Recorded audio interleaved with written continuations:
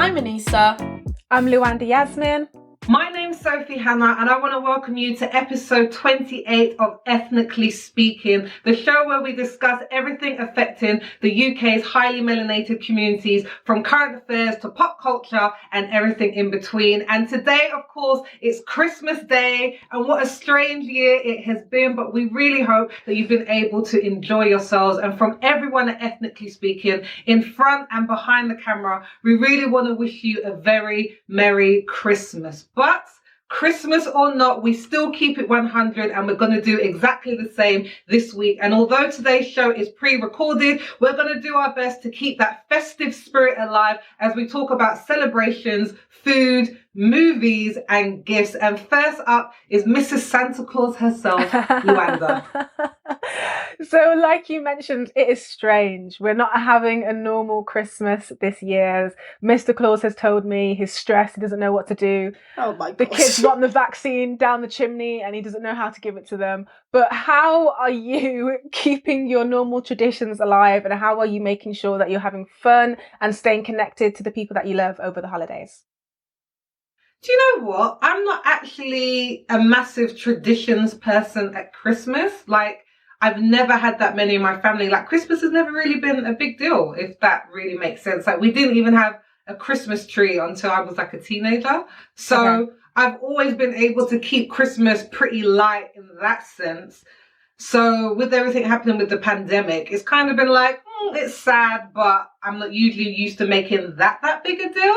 But what it's allowed me to do is really keep it fresh. So it means that every year, always open to brand new things. And since getting married, Christmas has been different every year because you're really trying to balance who you spend Christmas with, and you don't want to upset anybody, and you don't want anyone's family to feel more important than anybody else's. So I think that's really been the tradition is to open up our home, because our home has kind of been the base for every single Christmas, which has been really, really nice because I love to host people. Not cook, but host people. So I think that's the tradition. You want that one? That's the tradition I'm really happy that Boris has allowed me to keep this Christmas, is to be able to have family over. Yeah, I'd say my experience is a little bit similar to yours, Sophie. Christmas, like my family, like we'd have a meal, but we wouldn't have like tree deco and food. But when I went to my extended parent tribe, they were like really big into Christmas. And so I kind of like had a bit of a balance growing up. And then when I became a teenager, I think me and my twin were like, no, wherever house we are in, it is going to be full Christmas mode. And then it's just been like that ever since. And of course, I have a multitude of nieces and nephews. So now it's really about making it special for the kids. However, none of my traditions include the kids. Me and my sister, our traditions, so we have one. We always go to a Christmas market. So we used to specifically go to Camden Christmas Market, but last year we went to South Bank, so changed it up a little bit. But we always go to Christmas Market, spend all day there, have mulled wine, just buy some random bits of tit and tat, not things that you even actually need, but it's just being outside in the Christmas market. And then we usually have a Friendsmas. So with our friends, we'll do like a Christmas celebration, so it's either a dinner or a sleepover or a party or anything like that, and then I have individual Christmas dinners with other people who are not in my Friendsmas circle. But so this year, unfortunately, I will not be hosting. I, like Sophie, have hosted my fair share of Christmas stuff. My Christmas dinners and also my Friendsmas. I do not cook on neither, but just opening the doors for people to come in my house to use it I just realised I can't do it this year. I don't want to be stressed with it all. So I said, I'm not going to do it. It's not for me. So we've outsourced. We're going to restaurants for Friendsmas. And then for Christmas, I don't really have any settled plans. As I said, I'm a bit of a nomad during Christmas. So wherever I end up, the last 2 years I hosted, but usually every other year I just kind of pick whose house I'm going to. So I'm still in the middle of deciding, but since it's Christmas Day, I will be somewhere enjoying some good food right now as you're watching. Well, we don't really have traditions, to be honest. And look, I guess I'm similar to you guys. Like, we don't take it that seriously. Like, we love the fun of it, and we love like the family aspects. But we're not fussed. I don't know how to explain it. It's like we will put up the tree and we'll put the decorations on the tree and we'll put the presents under the tree. And we kind of have a routine for Christmas Day, But in the run up for Christmas, we're not like leaving carrots for Santa Claus's reindeers and leaving cookies for Santa Claus with a glass of milk, you know? We're just, I don't know, a little bit more relaxed, I guess. My question is, when do you open your presents? Like, what's the rule? Every family has a different rule for when they open their presents.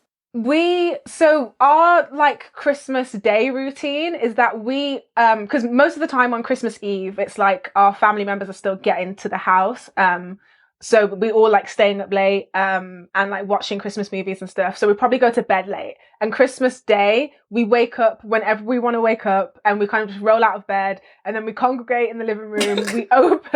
We open the presents probably like between 12 and 4 p.m. and it's a whole service because we go in age order. So we either go youngest to oldest or oldest to youngest, and we open one present at a time. So it'd be like if my nan's opening her present, we will watch my nan open the present, and then my nan goes around and say thank you to whoever brought it, and then my mum, and then my dad, and then my sister, and then me, and then my brother, and my other brother, and then we just go. So it's like one by one. That's why like it takes some time. And it always happens. I think one time we were like, wow, we got everything done really early. And we're like, did we? It's 3 p.m. So it just depends on whenever we wake up. Like, we don't set alarms or anything like that. We just kind of roll out of bed when we feel like it. And then we'll get ready and then set the table and then have dinner and then play games afterwards. And then late in the night when no one has any more energy, then we'll watch more Christmas movies. Oh, I think that opening presents sounds so adorable. Like, I can actually picture that so cute. Like, Jonathan, my husband, he adores Christmas. Like, he is like Mr. Christmas. Like, it's insane. So, in late November, on my birthday, he'd already pulled out the Christmas music, and he has his Spotify playlists. So he's like, do you want to listen to like R&B Christmas music, or do you want traditional Christmas carols, or do you want this, or do you want that? I'm just like, I don't care that much, but he is on it. And we were playing this game this year called Guess the Singer. I can only do it with R&B Christmas list Christmas songs, because when he does like the songs of praises stuff, I'm not here for that and I don't know anything. But I kill R&B Christmas list. He knows nobody, and I'm like, is that Monica? Destiny's Child? Neo? I slay that game, I'm telling you. My Christmas music selection, I have a Christmas playlist, but I like a traditional like R&B kind of Christmas playlist. I like to have a little bit of bounce. I don't really like it when it's too slow. But then last year I found this reggae Christmas album, and it set my world on fire. And so since then, that is what I have been bumping. Okay, I was bumping it today. I bumped it like every day last Christmas, every day in December. But it was such a conflict of interest, because obviously we're celebrating Christmas and it's Jesus' birthday, hallelujah, right? But then the music makes me want to dance in ways that I don't think you should dance Christmas music. And so it was always such a conflict. But I'm telling you guys, I will give you guys the link to this, because this reggae Christmas album was bomb.com. Like, I enjoyed it. Do you know what? That's the link we need to put in the description this week. The link to the reggae mix. And just to free you, Jesus wasn't born at Christmas anyway, so if you want to do a little bit of twerking on the day, my love. That is very true. I know, but when I'm listening to songs saying, you know, thank God that he's come, I don't want to then think, oh, this is a great time to shake up my bum. Like, it shouldn't correlate. You celebrate however you want to celebrate. Okay? No, it makes me feel bad. My family, we do have a bit of tradition with the presents, right? So at Christmas Eve at 12 o'clock, everyone's allowed to open one present. But it's usually only your stocking filler present that you're allowed to open, because we have stockings with our names on it. And then you can only we open the rest of our presents after Christmas dinner. So we wait till it's literally at the end of Christmas when we open our presents. So we kind of get through the day, and then we open our presents later. You guys make me want to have like. You guys have made me want to have so many more traditions. Like, I just really love this stuff. And maybe you can do it like when you have like bigger families, you can really like push the boat out and do things like that. But I really, really love these. Like, makes me feel like I need to put more effort in. You can do this with Jonathan, because me and my twin sister, every year we make gingerbread houses. You just buy a gingerbread house making kit, and you sit and maybe I have more traditions than I think I do. You have a lot. But you know, the whole time. and the mulled wine, gingerbread house making kit, and obviously it's Christmas now, so we're always on a Bailey's hot chocolate every day. If you Bailey's hot chocolate and marshmallows, and it's Christmas movie central. You know, I put my tree up. I mean, my tree's up all year, but put my tree up mid-November. Like, yeah, maybe we're more into it. But the gingerbread house making is fun, Sophie, because you two, like, you can get your own. Like, you can have one, Jonathan can have one, and then you can do, like, a little competition of whose gingerbread is better. It's like crafty. And Sophie will be the judge of the competition, and she'll say, you know. Do you know what, Wanda? I'm not going to lie, I would lose it 100%. Like, Why? his attention... Because he loves cooking, he loves food, he loves all of that stuff. And I'm really excited this year because my sister's coming round. And with the kids? I haven't spent Christmas with my sister since before I got married. So it's really, really special. And I'm really glad that Boris, like, opened things up. I mean, I'm not going to say that I would have had her here anyway because we'll never know now because it's actually legal. Let's be completely honest, everyone would have. They know Let's make it that. Everyone would hypotheticals. have, and they know that. They know that.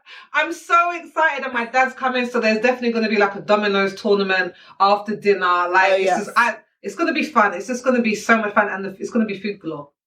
Yes.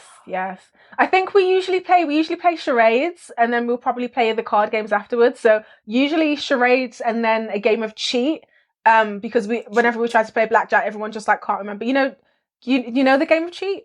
I don't. It's a card game, but everyone can get really hyped up when you're playing it because basically it encourages you to lie.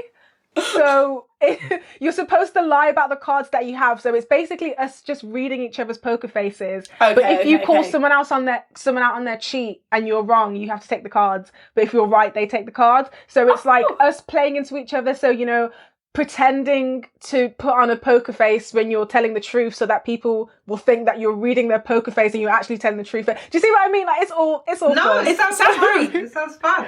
Yeah, it sounds like it gets like technical. This year, my brother and I have decided that we're going to get, I don't know if you guys have heard of this game. It's really, really fun. It's terrible. The game called Psych. Have you heard of it?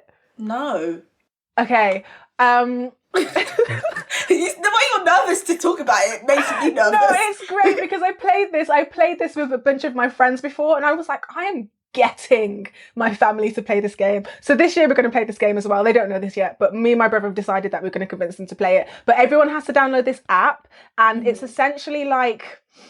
So it's kind of like anonymous. So say if us three were playing the game and the question could be, if there was a movie about Luanda, what would it be called? So all three of us put in our answers anonymously and then we vote for the best answer. So it could be really like terrible things. Like you guys could say horrible, terrible things, but they're funny and then you vote and you win. But it doesn't matter because it's anonymous unless, say if I voted for Sophie's, it would reveal to me that I voted for Sophie's and things like that. It's really, really good. And I played it with a bunch of my friends this one time. And my friend... there was a question about him and he was like insulting himself and obviously I didn't know it was him but I found it hilarious so I voted for it and he was winning the round because he was like, yeah, if you just insult yourself people are going to vote for it because they're going to think it's funny, but I didn't know it was him. I just thought someone else put it there but it was accurate, so I don't have to win the game. Perception is a beautiful thing. I'm glad he's perceived himself well for it to be accurate. Do you know what? Accurate. Who does another Christmas game? I guess controversially, like I really hate Monopoly and I hate that it comes out at Christmas. It is just a game that goes on forever and ever. And my brother-in-law plays it until the children cry. That's when he knows like, yeah, we're at the end now. Like his own children. They're crying because he's just like, well, sell your house to me for like $2. Because, you know, you have no other choice. So... I think there's a lot of games to be had. I can't wait. Yeah, my family don't let me play Monopoly anymore because I'm a self-proclaimed cheater and I've also been known to flip the board a few times. So they don't let them play with me. The thing is, I cheat. I'm not going to lie. I steal money from the bank. I steal money from the other players. I refuse to buy any property, okay? I fake roll my dices so I don't land on anyone's property to spend any money. And then when you've caught me so many times and I can't take it anymore, I flip the board every year without fail. So now they've banned me. I love it. I actually love that. You see, my family and I, we had like we haven't played board games in so many years, but when the first lockdown happened, we got all of the board games out for the garage and like dusted them off. We made a whole pile and we're spending all our time together. We're going to play these board games. It's been 6 months. It's been almost a year of lockdown. We haven't played a single one. So we'll see if Christmas happens and if we play it or not, who knows. But I don't know about you guys, but my favorite part of Christmas is obviously the Christmas dinner. And I've been reading that Singapore is the first country in the world to approve lab-grown chicken meat. So I want to know if you would eat lab-grown chicken meat or any lab-grown meat for Christmas dinner or any meal. And if you have any Christmas foods that you really love, Christmas foods that you do without, and if you think lab-grown meat is vegan friendly. Well, there's a lot to unpack there. I don't know how I specifically feel about lab-grown meat. And I think it's slightly hypocritical because me as a meat eater who's eaten meat from people that sell it on the corner and don't look like they have any like food regulations. I don't know what meat I'm eating, right? I shouldn't know. I'll be honest, I'm the person who buys the hot dogs from the man outside the train station at 3 a.m. I'm just that person and I won't lie. But so what I'm saying is... You know what I'm saying? Everyone tells me I have a strong stomach, and I don't think I do, but I like a hot dog. Anyway, do you get sick? The point is, no, I've yet to. But anyway, the point is, I have probably eaten some questionable meats, so therefore, I don't think I have the authority to say, oh, lab meat is wrong. But the idea of it being the lab, for me, just feels a bit weird. And then for me, when I was reading about it and like reading about what Singapore was doing, I thought to myself, I don't know if this makes it vegan friendly because they said they were using it from animal cells and I'm not like well versed in the vegan world, but I thought like anything that had anything to do with animals, it was probably a no in the eating. Am I right, Amanda? Is that yes or no? Or... Yeah. That's what I thought. But yeah, so I don't think it's vegan friendly. And Christmas foods that I love, I don't think I have Christmas food specifically that I love. I think I have Christmas drinks that I love. If I was thinking food, it's either going to be those little sausages with the bacon wrapped around. I love. Or my favourite one is like Christmas, you know, like the like Jamaican fruit cake. But it has to be heavily soaked in rum. And then I could put brandy sauce on top of it. That, I could eat it every day of December. What are your Christmas drinks? Christmas drinks, Bailey's hot chocolate, mulled wine, and then my mum will make like sorrel at Christmas, and that for me is just like I could stay liquored up on all three all day. So that is my favourite Christmas meal. I don't think I'm here either for this lab-grown chicken or if they made it into lab-grown turkey for Christmas. There's just something about playing around with the genes of an animal to create a fake substitute type animal that tastes exactly like it, but is made up of who knows what. Like, it just freaks me out. And I know we talked about like the vaccine a few weeks ago, but I feel like this is more risky. In my opinion, it feels more risky because they've taken out chicken cells and now they've grown it. It just doesn't seem right to me. And is it vegan friendly? I think that's a really interesting question because it's mostly the meat eaters that will probably go for something like this and will probably feel like, oh, I'm not missing out on the meat because I can still kind of have it. So I have this very mixed views about veganism and all of that. But in terms of Christmas foods, to be honest, no specific Christmas focused foods. I just like to have all my favorite foods at Christmas. So like macaroni cheese, like maybe like something with a little mutton in it, then some roti, then I want some chocolate gatto, maybe some salmon, some dumplings, anything. Like, I just use this as a wish list. I'm just like, babe, like, I want this, and this, and these are my favorites, and this is a chance I get to have them all at once. So that's what I love. And like traditional Christmas foods like Brussels sprouts, yuck. I only eat that if I'm with my mum. Like, whatever age I'm at, she will force me to eat them. She'll be like, I don't care, it's Christmas, you eat it. So that's me. The way you said yuck was like you were still listing the foods. I can feel the disgust. I hate it. My mum is like convinced that she is the magician for Brussels sprouts. Like, she's the one who's going to make everybody desire them. I'm like, there's only so many ways you can flip Brussels sprouts, mum, and they're not nice. But every time it comes to Christmas, it's like I'm 5 years old. She was like, she'll put it on my plate. I'm just like, I don't want it. I don't care. It's Christmas.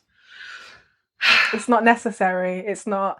Um, in terms of the lab grown meat, I kind of have the same reservations as you guys. Like, I just find it weird. I don't know. I find all of this stuff just like strange. I think we've messed with the natural order of things enough, and now we're creating like meat in labs. It does weird me out. It's definitely not vegan friendly because, like you were saying, Anissa, like to be vegan, you don't eat animal meat, but you also don't eat animal products. And that's the thing that differentiates vegans from vegetarians because you're not going to eat anything that was produced by an animal. You know, dairy. Even if it doesn't create them harm, Luanda. Yeah. And this isn't even to contradict what you're saying. I just wonder because I know even with vegans, there's people like right across the spectrum because I have a friend who's plant-based, which is different. And she says that she knows people who are so deep in the veganism that they won't even eat oranges from certain places because they're like, we don't know if like bees' honey has dropped in it. And therefore we don't know if it's vegan. Like, I don't wear leather shoes because like stuff like that. But even if it didn't hurt the chicken, would you still consider it against your veganism? Would you eat the orange with the honey? The thing is like, but if you give an example of like leather shoes, leather like not using or buying leather is pretty standard with veganism. I'm speaking quite generally. I don't have any desire to eat meat. Not even if it was grown in the lab. So it's not like I really, really, really want to have some chicken, but because the chicken died, I'm not going to eat the chicken. Like, I just don't want it. I don't want it. And it's not vegan because you're saying you can't consume meat or animal products. So it's like animal meat or animal products. This lab made animal meat is still a type of animal meat because they're deriving it from, like we said, the muscles and the cells of an animal. It's strange, although I know that there are some people who are completely uninterested in like the you know like the fake meats that us vegans eat, and I love fake meat, and it's a really big problem, to be honest. Like, I'm going to be having tofurkey at Christmas. It's going to be fantastic. I've had it for like the past 3-4 Christmases, and it's great. But I'm trying to really cut back on my processed meat because I love them so much, but I just love sausages and I can't help it. But I think for some people, it's actually like the answer they've been looking for because they care about the environment, but they don't want to give up on their meat eating. And according to the vegan calculator, we slaughter globally 150 billion animals every year for meat consumption. And so with things like lab-grown chicken meat, that will actually be able to be reduced because some people, they want to do something to help the environment and help the animals, but they don't actually want to give up like the taste and the flavor and the texture of meat. So from that lens, it could be something positive. But again, like all of these lab grown weird things, they're just, I don't know, it just feels weird to me. It's just weird. But and I think no, carry on because I'm gonna go somewhere else. I was just gonna say, and I think what you're saying, like, I hope that it can come into fruition quickly because they're saying at the moment it's actually so much more expensive to grow it in a lab than it is to grow some hen pet chickens in tight, horrible spaces and to sell those. So I wonder, is it even going to be accessible to everybody if it's so expensive to make? Because obviously then they're going to have to put the prices up in order to have a comeback on it. And if we want to try and encourage people to try and be more vegan, more plant-based in terms of protecting the earth, I think they're really going to have to work on how they make this accessible to everyone, because I don't want it to be something now that you can only afford it if you're in a certain socio-economic class. And I think that's where it currently is at the moment, but we'll see. Well, from what I was reading, it's going to be like the same prices that like normal chicken. From what I read, they said that the prices are going to be like similar to if you were to buy meat at Tesco. But even that, I kind of thought, like, really? You're going to go through all these lengths to make lab-grown meat and it's going to be the same price? Not even going to make it... I thought they would want to make it more accessible because it's not the real thing. But apparently the prices are going to be pretty similar. But what I was going to say is that in terms of veganism, people go vegan for different reasons. Like, people have, like, the planet, the environment, or their own personal health to think of. And quite a few vegans, like, incorporate all three reasons into their belief system of why they went vegan. But for me, like, yeah, okay, I guess I care about my health and stuff, but I care. I care more about the animal and the planet and what I'm contributing to. So this is why I'm always talking about like where our money is going. So I wouldn't like buy something that's not vegan. But if I went to like a party and then you guys cut me a slice of cake and you're like, oh, but it's not vegan, I'm just like, it's fine, I'm gonna eat the cake. Like, it doesn't feel that deep to me, but I couldn't eat something that was raw, if that makes sense. So like I couldn't drink a glass of milk, I couldn't eat a fried egg, and I wouldn't eat like a hot dog, if that makes sense. Yes. No, that Do you makes eat sense. cheese?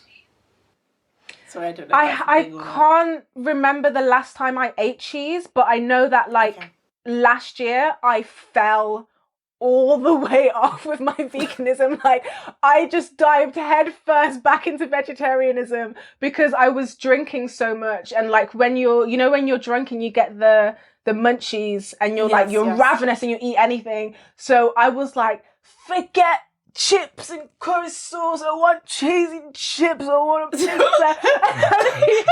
And I eat all of these things in my drunken state and then wake up the next day next to a pizza box and literally feel disgusted with myself. But then when you're drunk, you don't care. Like your inhibitions just out Can I say I loved that reenactment? It was beautiful. I'm like, I don't know how accurate. I loved it. Shop after a night out, like give me more trees. And did you guys know that like apparently cheese is as addictive as cocaine? I can imagine. Cheese. That's It was not crazy. crazy, man. That's But they nuts say to this, me. they say the same for sugar. They say the same for sugar as well. So it doesn't surprise me. Yeah. It doesn't surprise me. But I mean, I really love the Christmas desserts anyway. Like, because we're talking about sugar, it made me think of Black Forest Gâteau, which is my absolute favourite. And we've ordered from the one from. It's the best, and Marks and Spencer's has done a cake this year. So every year we go and look at the Marks and Spencer's catalogue and then order some of our favourite things to kind of complement what we're already doing. And as I said, like Jonathan loves Christmas, so he does a specific menu. So he does starters and he does mains, and he's planned out like all the dishes he's going to do. And on his Christmas list are like cooking things, like he likes to have cooking machines. So he's got like a blender. He wants to have like a Tefal, Actifry. He goes in, guys. And I remember before I met him, I prayed to God. I was like, God, please, can I have a man who likes to cook? Because I'm like, I can cook. I was like, God, I can cook. But you know I just don't like it. Yeah, I was like, you know I just don't like it. I can't understand. Like, he will spend an hour and a half cooking dinner for us on a Tuesday. And it's delicious, but I can't fathom spending that much time. I'm like, I want to spend 15 minutes max. Because I'm going to eat it in like 5. So what's the point? And this woman at my workplace said to me, God isn't going to give you that. You're never going to find a black man that's going to want to cook and not going to allow you to. Oh, well, how are you feeling? The devil is a liar. Exactly. That's a lie from the pit of hell. Okay. So you guys at your wedding ring just be like, but is it hot in here? That's actually crazy. I find so many black men that like to cook. I actually find that shocking. Where's she getting her statistics from, honey? She was hating. I find she so many was black men that like to straight cook. hating. I'm telling you. So God's run out. Empty catalogue, Trust me. mate. I'm just soaking in all them blessings, guys. Trust me. Yeah, gosh. My dad tried is a cook, so... tofurkey? What? Tofurkey? That's what the vegans eat at Christmas. No, never mind. Absolutely not. I don't know where I'd find it. That. No. Mm-mm. I don't even know where I'd buy it. I respect you for having it. I respect your choice. So I can't relate. tofurkey. I respect you. Can't relate. I won't join Exactly. you. Do you know what? Speaking of that, like I do actually want to go vegan in the future. Like I really do, because I was brought up vegetarian. Same. So for the first bit of my life, I was vegetarian. My mum and my dad are still vegetarian, and my mum hates that I eat meat. Honestly, she absolutely hates it. Won't serve it in her house. I can only have meat in her house if we have takeaway, and then she's like, fine. If it's like on a pizza, fine. But other than that, one time I bought chicken slices. You just thought it was the end of the world. I can smell that meat. I can smell that chicken. She don't talk like that, but that's how it felt like. Yeah. To me. Do you know what I mean? I think with my family, because we all grew up vegetarian. So for me, it was a lot easier to transition to veganism than it probably would have been for meat eaters to go straight to veganism. Like I did have meat eating periods in my life, but I was raised as a child not eating meat, and then but now we're kind of like, we're just up and down, because I think most of my family will eat vegan for at least 90% of the week. Like some of us only have meat on the weekends. And so when it comes to things like Christmas or personal choice, like we're not going to like judge each other for it, because we've all watched the documentaries, we all understand what goes inside our bodies. And it's just kind of, at some point at some point it was just me and my mom eating vegan. And then I think last year's Christmas, we had the most plant-based food ever. And then this year it's going to be just me, and everyone else is either like pescatarian or meat eaters. So it goes up and down, but we're not going to kind of like judge someone or shame someone, because it is a process. And because we've all had meat eating periods of our lives, we know that like it can start, it can end, you can come back to veganism. Like I said, fell all the way into vegetarianism last year and it was gross, but I'm back. Do you know what? I like vegans like you, Luanda. You don't like the hardcore ones, You're a good black. You know that. Do you know what? I'm not going to say that, but just understanding vegans, because you know there are some there, like you be somewhere, you're having a milkshake, it's the end of the world. You're just like, just chill, like just fall back. It's okay. So I like that you have that kind of flexitarian kind of mindset, because like in my household as well, we only really eat meat on takeaways. Because I was brought up vegetarian, I haven't been in the mindset to have meat with every meal. So it's only if like we're having a takeaway, I'll order it, but we don't buy meat in our house. We don't have fish in our house. Like the most we have is like a breaded chicken in the freezer every now and then. So it's going to be easier transition. So yeah, I really like that I don't have to rely on meat, and I know there are other options out there. Unfortunately, I will not be joining the wagon. As you know, I'm a massive meat. Never say never, Anita. No, Luanda, I know. No, Luanda, I know. Okay. Everyone in my family has different dietary requirements, you know, the pescatarians or the vegetarians, or some people who didn't eat pork versus who ate pork. It was a whole thing. And I just eat what I like to eat. And as we know, I also like to eat street meat. So I'm not giving it up. This is what it is. I eat the street meat, and that's what I can do, okay? So 2020's been a rough year. 2020's been a rough one. Exactly. So we've reached that point of the show where we've got halfway. If you like what you've seen so far, don't forget to give us a thumbs up and make sure you comment below. Let us know, would you eat lab-grown meat? And make sure you subscribe and hit that notification bell so you don't miss a thing. So far we have spoken about our Christmas tradition. So at what point of the day we open our Christmas present. We spoke about whether we would eat lab-grown meat at Christmas and what our favourite Christmas foods are. What I want to speak to you ladies about is what you like to watch at Christmas. So as a nation, we spend a lot of time in front of the TV at this time of year. So my question is, what are your favourite Christmas movies, both live action and animated, and why? And what is the worst Christmas movie ever made? So I didn't think that I liked that many Christmas movies until I went online. I'm just like, oh snap, no, there's a lot of them. So there's a lot. So there's a lot. One is the remake of Miracle on 34th Street. Like, I really like that one. I think there's just some moments in there that just really warm my heart. Like the little girl who played Matilda, and just when she just realizes and she asks for like a baby for Christmas and a house, and then she gets it all at the end. Like, I love it. I love all of that. I also love Love Actually. Who doesn't like to see white people find love? I do. Let me scream. Do you know what? I haven't watched both of those films. I've never watched both of those films. Really? So I have to be completely honest. I'm the same. I was just smiling and nodding. You're saying I was like, never both of them. Sorry. Okay, go watch Love Actually, because it's actually a well put together romantic comedy. I think romantic comedy is a very hard genre to really get right, to balance the romance and the comedy, but this film does it well. It has a really good cast, and it's just lots of people in different situations who are kind of linked in various different ways, and it has lots of different stories. So it's not all happy. It's some people who have had loss in their lives, people who are trying to get over things. So it's just really heartwarming. So you guys definitely have to watch it. And I really love Trading Places with Eddie Murphy, just because it's kind of a different sort of Christmas film, but I just love Eddie Murphy. I think he's great. Have you guys seen Trading Places? No, so now I want to go see that as well. No, I want to see that as well. I'm so sorry. You're the filmer. You're the silly chick. What do you want to do? Little Miss Movie Review. Genres. I gave you 3 different genres, 3 different decades. I'll definitely try to watch the Eddie Murphy one. I'll definitely try to find that. Love Actually, I think you'd really like that one. But in terms of bad Christmas films, I would probably say some of the ones on Netflix, they release some awful Christmas films every year. And the one that I saw last year that really has to top it was The Royal Baby.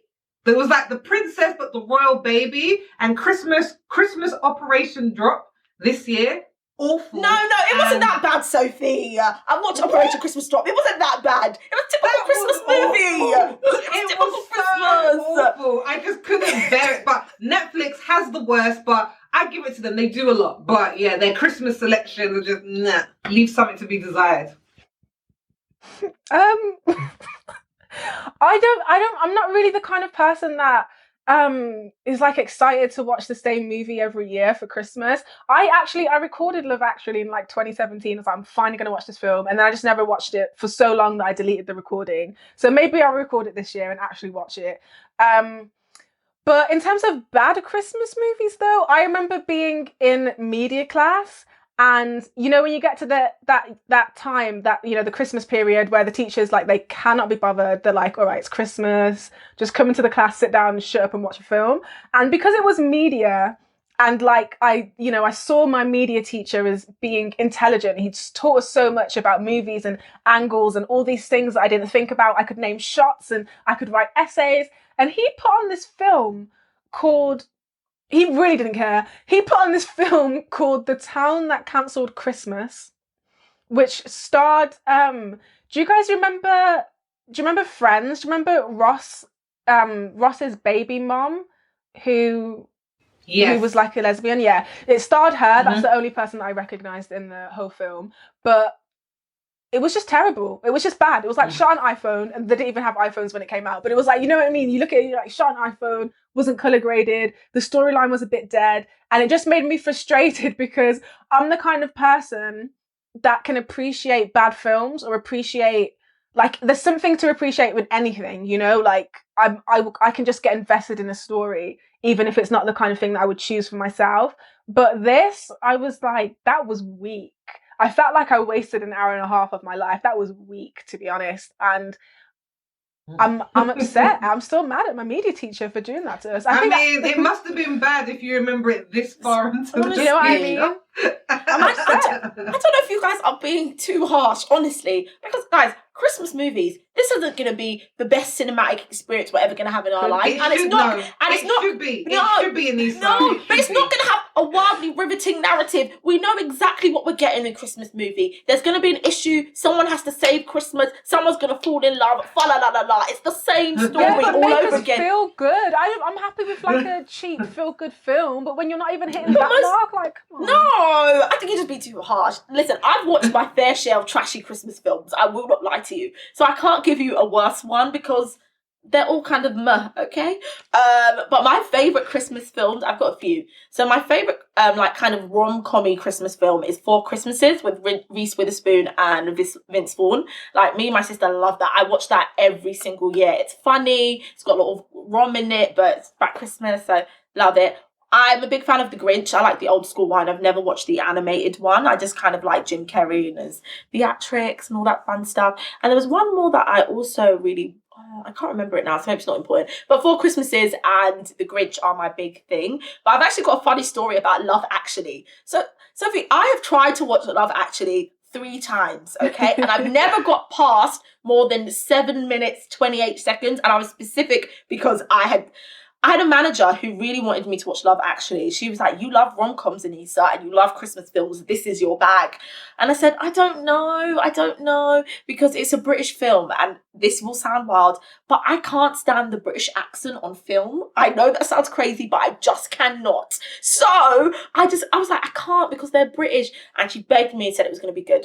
Okay, so I turn it on. The first 2 minutes, I heard another accent that wasn't British, and I presumed it was like Scandinavian, so I had to turn it off. Not because I had any issue with Scandinavian, but I was like, there's too many accents at this point. I can't deal. So I went back to her and said, you didn't tell me there was other accent people in this film. And she was like, what accent was it? I was like, it was a Scandinavian accent. She was like, Scandinavian?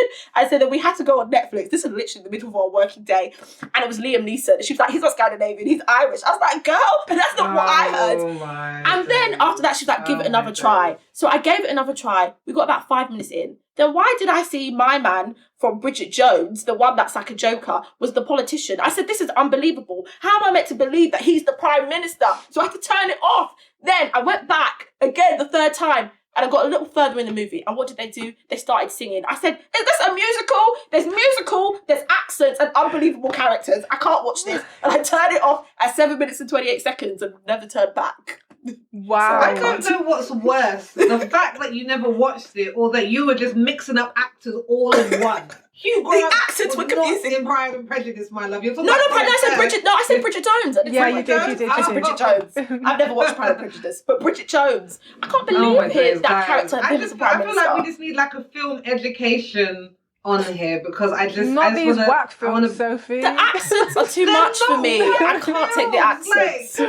Oh my days, guys! England has produced some of the best actors that are out there, but we digress. Something that I really want to see this Christmas is Ma Rainey's Black Bottom, the last film that Chadwick Boseman ever made. Yes, which has been Viola released Davis. on Netflix. Yes. Oh, yeah. I've not seen which this. has been released on Netflix because of coronavirus and the pandemic. And Netflix is actually a really great place to watch films at the moment, and not even just specifically Christmas films, but films that were made this year that couldn't have a wide cinema release, but they still want to be nominated for the Oscar season next year. They've kind of dumped them all onto Netflix. So now is a really great Christmas time. So there's something with like Amy Adams in it and Glenn Close, which will be phenomenal because they're great actresses. But I really want to watch the Chadwick Boseman one because I've heard that it's actually fantastic. No, I think it's called like elderly, something like that, but it'll be easy to find. I didn't know that film was supposed to be out for the cinemas. That just makes me sad. I just thought that when I saw it, I was like, wow, Netflix has got some money to be hiring Viola Davis for a movie, you know what I mean? But I didn't know that it was supposed to be in the cinemas. Like that kind of sucks, but I'm glad they're not waiting, because I'm not mad at this film for waiting, but I'm like very excited to watch it. But you guys know Lin Miranda Manuel, if I said her name in the right order. No. Lin. Yeah. It's either Miranda Manuel or Manuel Miranda. I'm gonna let that go. But yeah, the one who made Hamilton, yeah. Yeah, Lin MM. So he made Hamilton, Anissa, and he's like this incredibly talented like writer, actor, musician. And so he wrote that whole musical, and obviously that musical's blown up. But he actually wrote a musical called In the Heights before he made Hamilton. And he's now put that on screen. So one of the actors from Hamilton, he was also in She's Gotta Have It. Have you watched that? No. Yep. I've watched the one that he was in, that series. Yeah. So just this Latino actor basically, who he's also in, he was in the Heights, and he was in the Heights, the stage production, and from that got cast in Hamilton, and then from Hamilton got cast in the Netflix show, and now he's going to be in the Heights, the musical, the spectacular, the film. And I was so excited to see this film because I love those kinds of musicals. Like, I'm not too fussed on the kind of Disney-esque musicals. I like musicals with a big like chorus with heavy meaning that's gonna like make me feel a lot of things, like Les Mis or something like that. So I was very excited, but they've postponed it all the way until next summer, which I think will come around quicker than we think. But we all kind of thought that this would be ending. I thought lockdown was going to be 3 months max, but come March, which is only a couple of months away, we're going to be in this for a year.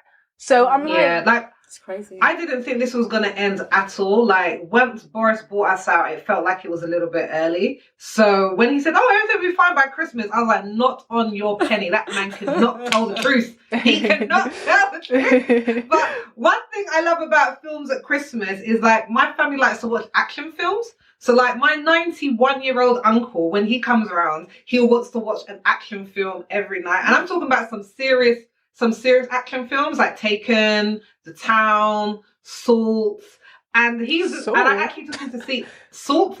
You guys don't know that? Oh, you said I've never watched Did you say Salt with Angelina Jolie? or saw? Yes, yes. Salt. Salt. Okay. Because Salt. when you said saw, I'm like, I don't think that's the right category. I Do you think you know could put what? like horror. It's still thrillery. I actually took him to see Us by Jordan Peele in the cinema, like just before he turned 90. And my husband was like, "You're gonna give him a heart attack and he's gonna die." But he actually really enjoyed it, and he was just like, "It's so nice to see black people on the screen," because I don't remember seeing that when I was younger. So it was a very nice experience. But I really love just the tradition of sitting down to watch an action film. So every night he'd be like, "What are we gonna watch?" So we just find something very violent. And then we would use it as a bedtime story for him. A Netflix film that I've heard about that people keep giving good reviews is Jingle Jangle. It's like a Christmas movie on Netflix. Have you watched it, Sophie? People have told me it's going to make me cry. This is what people have told me. No, it's not going to make you cry. Oh, no. so I've been misled. The thing is, Jingle Jangle, I think it's a great idea. Okay. And I think the execution in terms of set design, songs, cast has been really good. But I think that it misses a little bit of je ne sais quoi. It just misses a touch of magic, but it's got all the right ingredients. And to be honest, if you're not looking at it from a critical perspective, if you're like, I just want something really fun and enjoyable to watch that has a completely black cast and they can all sing and do amazing things, then I think definitely watch it. But it's a musical? Yeah, it is a musical. Oh, you sold me when you said all black cast and singing. I even heard of this. I really like the all black cast, but singing is where it gets touchy. But okay, you guys don't like musicals? I love musicals. Do you like old school musicals? Please tell me you like. The only musical I like is Hairspray. That is it. Or Seven Brides for Seven Brothers and things like that. No, I'm more like so I know you know when I said Disney-esque, that's kind of that's what I mean when I say Disney-esque. Like I don't need like a whole like. These are the foundations of like current musicals. I'm more about innovation. I'm more about innovation. Like these were real singers and real actors and real dancers. These were like. Oh, God. If it makes you feel better, my favourite musical is Hairspray. That's the only musical I like. I love Hairspray. I love Hairspray. No, seriously, right now. I watched the original Hairspray and I was so upset. The one with Ricky Lake? I think so, but they weren't singing, Anissa. Oh no! See, I don't really like musicals, but I like Hairspray, and the one that came out, the last one, the bad. I think I can convince you to like musicals. You just need to watch the right type. Yeah. Because I think there's the certain type of musicals that I don't gravitate towards. They're more about like, oh, let's fall in love and blah blah blah. I'm kind of like, I want to see a revolution, and I want you to sing about it, and I want you to be in like a 5-part harmony. That's what I need. Did you like West Side Story at least? Oh yeah, no, West Side Story is hard. That's a great film. That's another thing. They remade West Side Story and they put Rita who won an Oscar for the sister role. You know the song I want to live in America. I want to be in America. You know her? She's been acting for like 50 years and she's incredible. And they've got her in the remake of the film. Yeah. And she was in the original musical and she got nominated for an Oscar for it. Like, I just love that. Make it come full circle. And I'm here for it. Okay, so let's stop breaking Sophie's heart with our musical. Please. With our opinions on music. And let's talk about something that may break your heart at Christmas time, and that's gifts. Okay, so Christmas is a time of giving, but there's always the chance that you may not receive what you have wished for. So what are the best and worst Christmas gifts you've ever received, and who is the worst gift giver in your family? Or are you, I don't want to say any names in this group, that person? You know what? I didn't say any names. I did not say any names. Put a question in there. You know what? I am not taking the title of worst gift giver in my family because I realised that it is not me. It is my dad. Because, hear me out, he doesn't give any gifts. Like, he will give gifts, as in, like, slide me money to buy presents for my mom or give my mum to buy presents for me. But if you don't put forward, like, a gift-giving idea, I'd say you're bad at gift giving. No, Luanda, my love, no, that's not the case. If you provide the money and allow people to get what they want, you're a great gift giver. It's the people no, who you're buy giving it to someone else. Somebody to get it for you. else. So like, I'm giving Elise some money. I'm giving Elise some money to buy for you. That's not a good gift because you didn't buy anything. You just put the money on the table. If Elisa knows what I like more than the person who is going to give it, I'm going to take it. I think you're not trying hard enough. Shall I tell you what it is? My love language is gifts. So I really love to receive gifts. And they don't have to be big gifts. It can be like my husband. It could be like a friend buying me like my favorite chocolate bar. And then it's the thing of like, you thought about me. Like you thought about what I would like and you gave it to me. So when people give me gifts that I don't like, for me, it's like, you don't love me. If you did, you would have thought about it. That's literally where my mind goes to. So if someone wants to give the money to someone else because they know that you're going to pick a better gift for me, that's great. Nah, it's laziness. The people who have given me the worst gifts are family members, and I can't even call them out because I'm going to get in trouble. But they've given some awful gifts. And I'm just like, you didn't even think about this. And like, I can tell from the shop that they went to, like they didn't even put in any effort, any money. Like it was just awful, and it's never been used. So yeah, I hate Christmas gifts that I can't do anything with, but I have the best poker face. I'm always just like, thank you so much. Oh my gosh, I love it. Thank you. But inside I'm quietly dying. At night time I'm telling my husband that was awful. Sophie, you sound like a lot of pressure to buy a gift for. I'm not gonna lie to you. You would make my stomach hurt. I was just thinking what in I should my buy head, for I don't Sophie. think I can get you anything. Yes, honestly, I'd be frightened. I'm just gonna think I hate her if And then, I can't do even if she was excited by it, I'd be like, is she faking this? I just don't know. You Like, would never know though. You would never know. I can't take the wonder.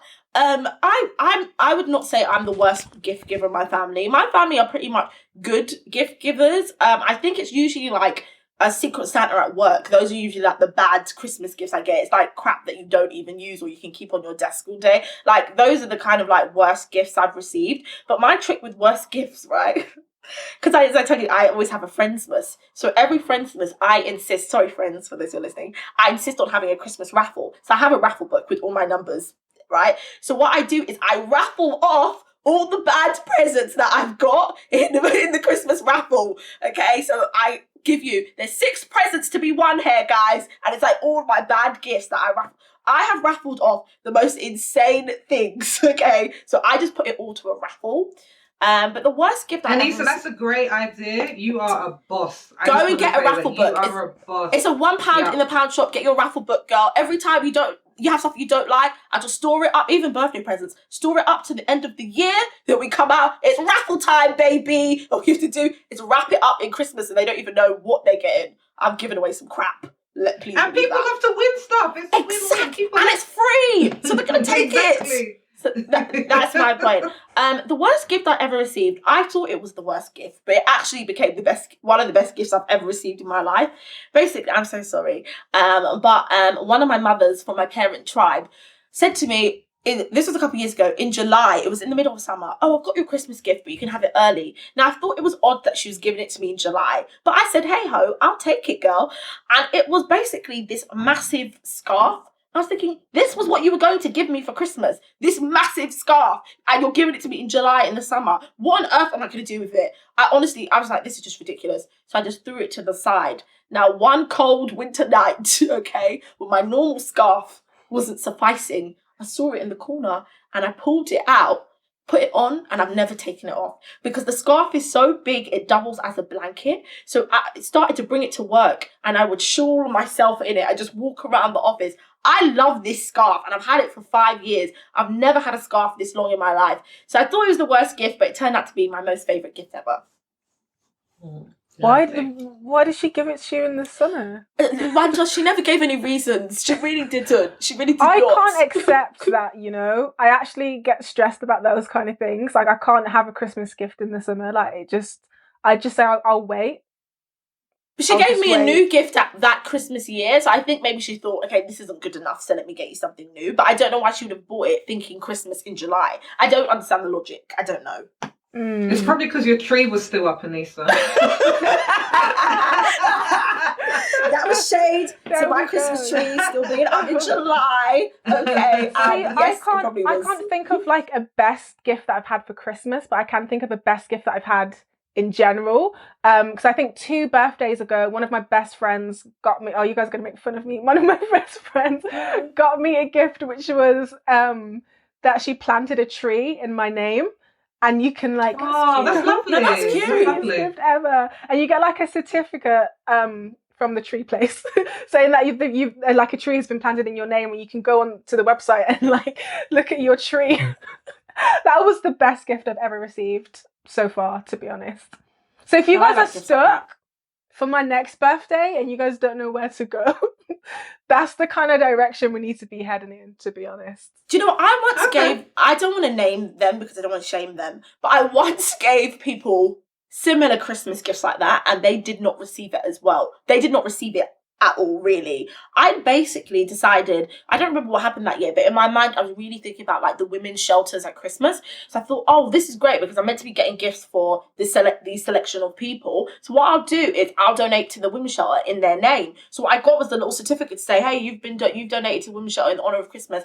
And not one of them was grateful or thankful. They were all like, is this what you got me? And I was just basically like, yeah, like we're doing a good thing. And they did not receive it well, and I was so upset, but I had to keep a poker face. And I just was like, okay. And when I got back, me and my sister were talking about it. I was like, they did not even care. Like, I was so upset. But I thought to myself, you know what? People are allowed to not like gifts if they don't want to. But it did really upset me. I would be upset as well. Do you know what? The workaround, because I think that is sad. And I think it's difficult because I'm actually very good at giving gifts, I would say, because gifts are my love language. I really pay attention, and I see gifts as my way to show you how much I love you. So I really put a lot of thought into it. So Jonathan, on the other hand, he buys the most random stuff that just does not make any sense. So like for my first birthday when we got married, he bought me like a bike helmet and a bike lock, because he was just like, you said you wanted to get on your bike more. So I bought you like all this like fluorescent stuff because I thought you'd really like it. And I was just like, you know, babe, this isn't a birthday present. This is just a random present. This is like, I saw this in the shop. I bought it for you. It's not at birthday level. So did it get personalised? Did it say your name on it? Because no, it didn't. But he just buys the most random gifts. So it got to the point, I'm just like, do you know what? We both need to be happy here. So we came up with this plan, which might help you, Elisa, was that I'm like, I'm going to tell you one thing that I want, and then you can buy me your random thing as well. And then that way everyone's happy. Because his heart loves to buy the random stuff, because he's like, I've really thought about it. But for me, I'm just like, everything's not connecting. So then my birthday just gone. He got me pretty much everything that I said I wanted this year. And I didn't even have to tell him. Like, he literally just seemed to have paid attention.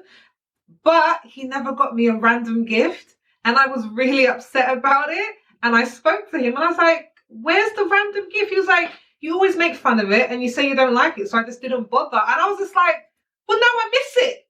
Because you always get it. So for this Christmas, I'm like, I want my random gift.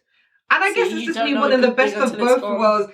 This is the thing. So with your friends, like maybe do like something in the shelter's name, and then maybe a little something that you know that they would like. And then Sophie, that was the last time I gave. I will not be giving again. That was a couple of years ago. It was the last time I gave. And I think you're being a little harsh on your husband, because I don't think you should call the gifts like the random gifts, because you literally just said he got you a bike helmet and a bike lock because you said that you wanted to go on your bike more. That is not random. Do you know what it is? He's been paying attention to you. And I thought that was a good gift. Do you know what it is, Miranda? He never, like, I'm going to tell you one thing. His confidence is so high. He never feels bad about things like that. He'll be like, if you don't, he'll be like, I think it was a great gift, so I don't know what you're talking about. But for me, I like things that are just really impractical for my birthday. I want a coat that I saw. I want a picture that I saw by an artist. I don't want something that I'm going to use. I don't want it to be like, you said you really needed a phone charger. Here you go. Like, practical present. I'm like, just buy that for me. Like, I would just buy that for somebody. Like, if his charger didn't break,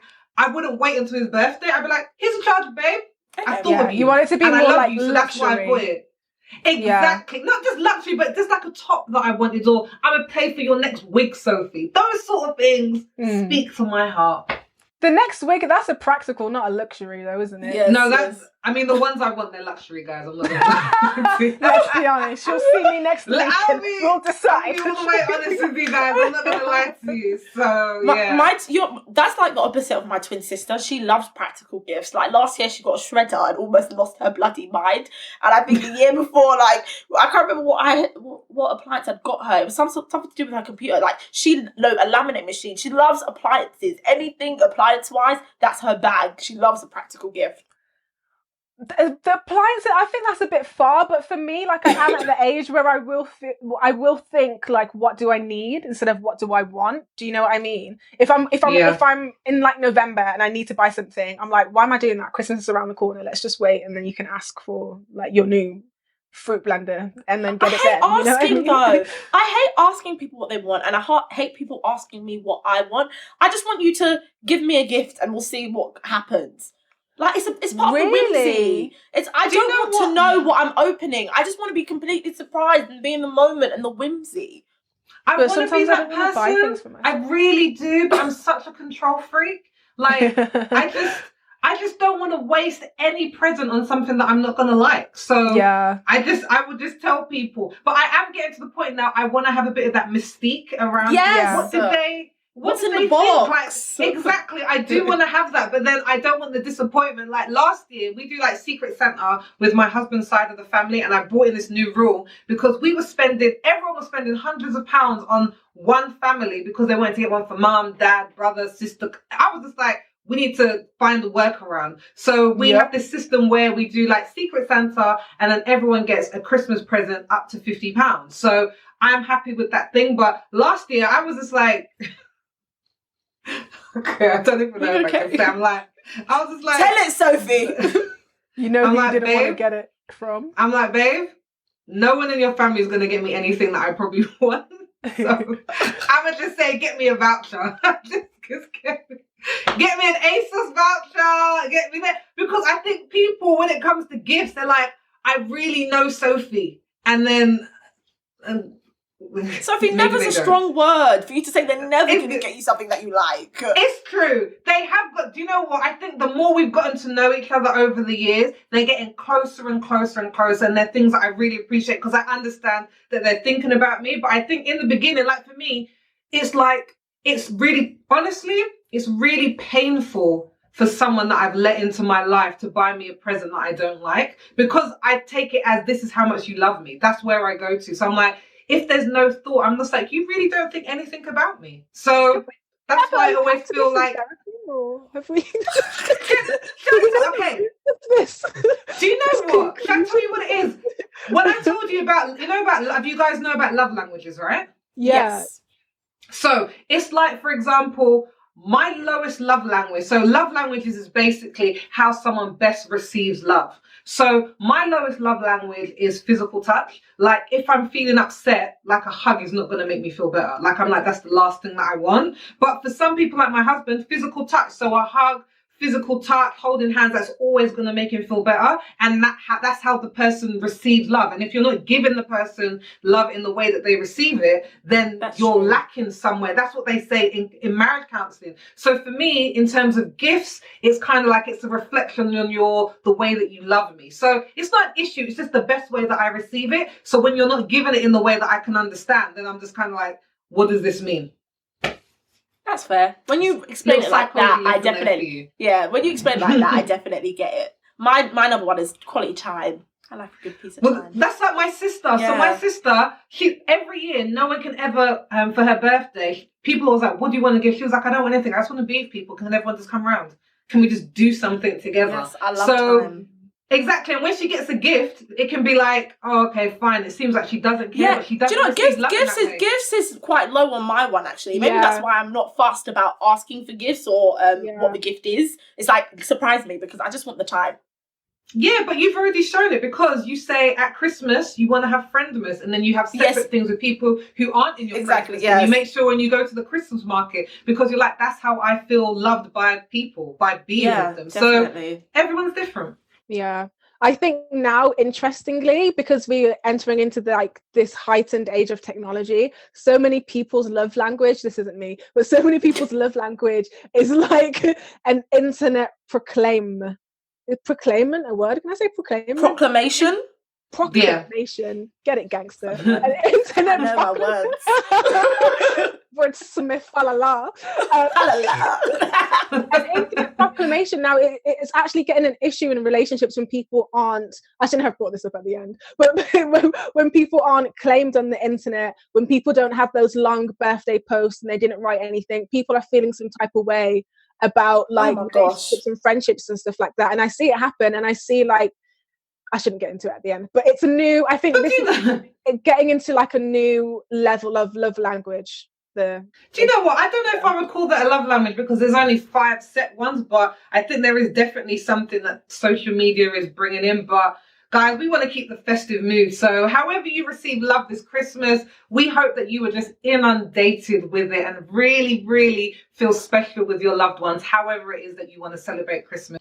But we've come to the end, and I want to thank you for watching and listening to another episode of Ethnically Speaking. We have just wrapped our last episode of 2020, but we want to keep the conversation going with you. So let us know, what are the worst gifts that family have given to you, or who is the worst person in your family at giving gifts? Let us know your answers down below in the comments. And if you want even more of us, don't forget to click the link in the description for access to Extra Ethnic, which is a special segment exclusively available via email list. Now, if you want a summary of everything we've talked about today, head on over to unitedmelaningroup.com/ES028. The link will also be in the description. If you've been watching us on YouTube, press the like button, press the subscribe button, and hit that notification bell so you don't miss a thing. We're going to be seeing you again the same time next week, and it's going to be our first episode of 2021, so make sure you join us for that. But until then, make sure you wear a mask, wash your hands,